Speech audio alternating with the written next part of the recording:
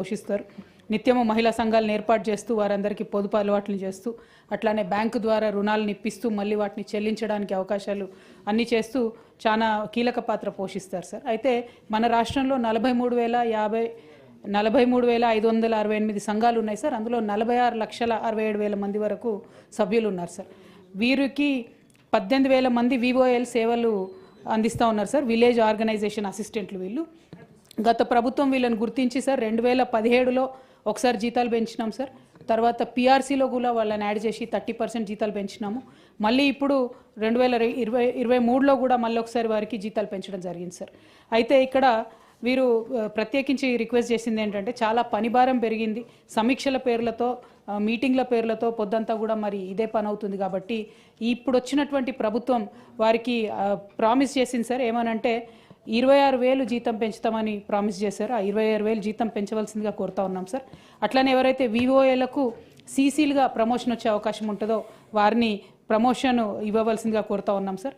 అట్లానే ప్రతి గ్రామానికి మహిళా సంఘ భవనాలు నిర్మించి ఇవ్వాలని వారు కోరడం జరిగింది సార్.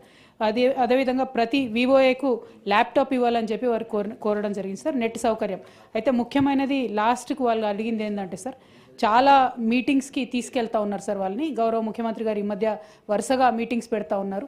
వరంగల్లో మీటింగ్ అయితే సార్ దారుణంగా మా నిజామాబాద్ నుండి మహిళల్ని తరలించినారు సార్.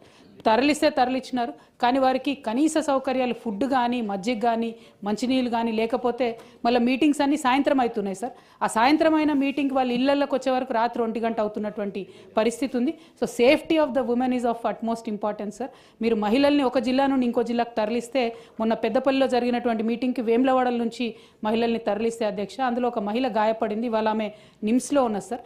అయితే స్థానిక శాసనసభ్యులు వారు మరి బెదిరించి మీరు ఎవరికి చెప్పొద్దు ఈ మాట అని చెప్తున్నట్టుగా తెలుస్తూ ఉంది సార్. సో అటువంటి బెదిరింపులకు మహిళలను ఇది చేయకుండా చేయమని మిమ్మల్ని కోరుతూ, మరి విఓఏ ఉద్యోగులకు ఏదైతే మీరు హామీ ఇచ్చారో అవన్నీ కూడా అమలు చేయాలని చెప్పి వారు ఇచ్చినటువంటి పిటిషన్ మీకు ఫార్వర్డ్ చేస్తా ఉన్నాను.